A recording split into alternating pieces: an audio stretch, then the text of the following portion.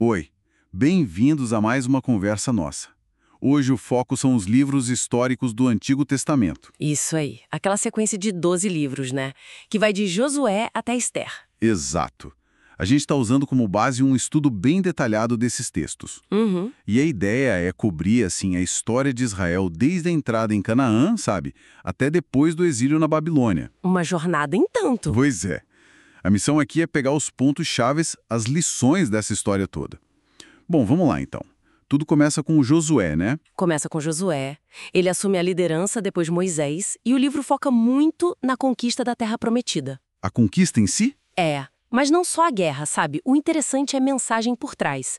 Que, tipo, para receber as promessas de Deus, precisa de ação, de obediência. Não é só esperar. Ah, tipo Jericó, né?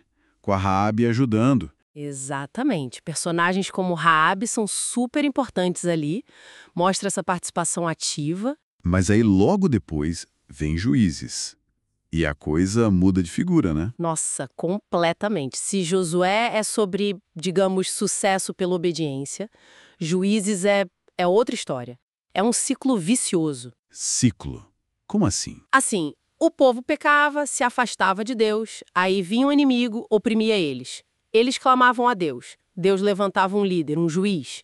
Que não era bem o juiz de tribunal, né? Mas um líder militar, talvez. Isso, líder carismático, militar, ele libertava o povo, mas aí, pouco tempo depois, tudo começava de novo. Pecado, opressão, clamor. Puxa, uma instabilidade constante. Total, falta de liderança central, sabe?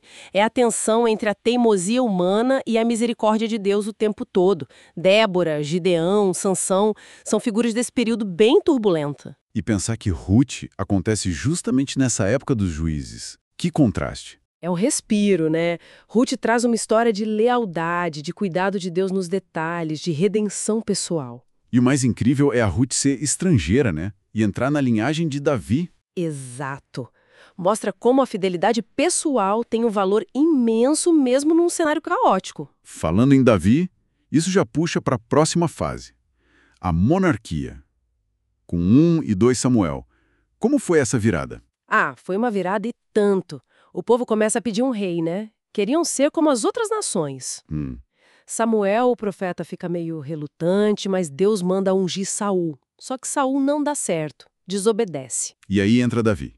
Aí entra Davi, escolhido por Deus, mas, é importante notar, um líder complexo, com acertos e erros graves também. Verdade. O caso com Batsebé. Sim, mostra que a escolha divina não isenta de responsabilidade ou consequências, mas também mostra arrependimento, perdão, e é aqui que a promessa de um reinado duradouro na linha de Davi ganha força. E essa história real continua em 1 e 2 Reis.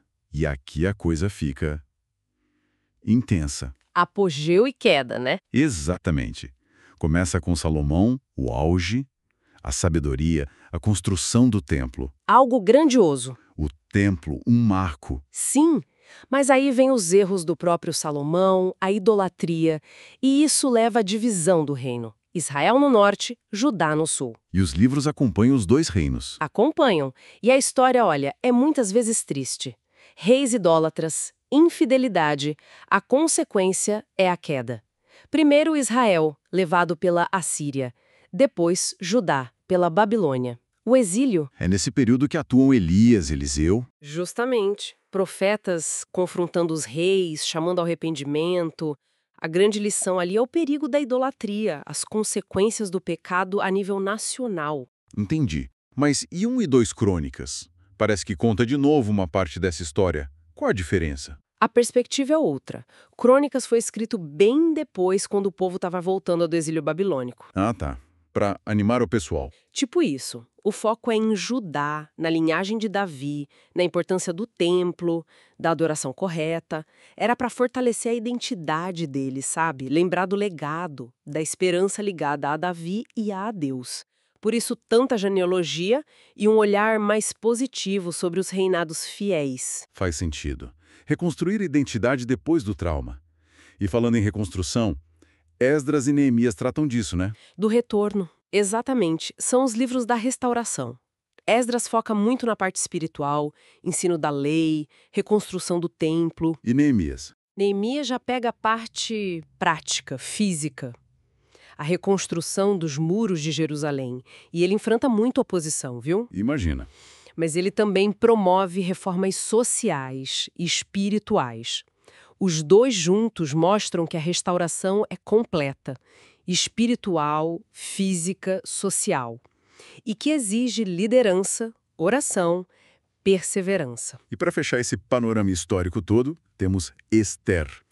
Que é bem diferente, né? Acontece lá na Pérsia. Super diferente. O cenário é o Império Persa. E o mais curioso, o nome de Deus nem aparece no livro. Sério? Nossa. Mas a ação de Deus, a providência, está implícita o tempo todo. É a história de como Deus usa a coragem de uma mulher, Ester, e de seu primo Mardoqueu para livrar os judeus de um plano de extermínio. Uau! Mesmo sem o nome dele ser citado. Sim. Mostra que Deus age nos bastidores de formas que a gente nem sempre percebe. E ressalta a importância da coragem individual. Que viagem, hein? Da conquista à restauração, passando por reis, juízes, exílio. Se a gente pudesse, assim, amarrar as pontas, quais seriam as grandes lições desses livros todos? Olha, acho que fica muito clara a tensão constante, né? Entre a fidelidade de Deus, que não falha, e a nossa fragilidade, nossa tendência à infidelidade. Verdade. Aquele ciclo de juízes mostra bem isso. Exato. E também a ligação direta. Obediência traz bênção, desobediência traz consequências. Seja para um indivíduo, seja para a nação inteira. A importância da liderança também, né? E da adoração. Fundamental.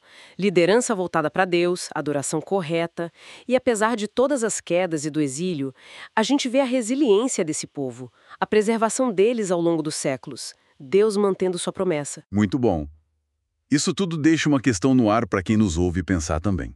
Considerando essa insistência toda na linhagem de Davi, na promessa de um rei ideal, que a gente vê tanto em Samuel, Reis e principalmente em Crônicas, como será que essa expectativa, que foi sendo construída e frustrada ao longo de séculos de história, preparou o coração e a mente do povo para o que viria depois, para as esperanças messiânicas futuras?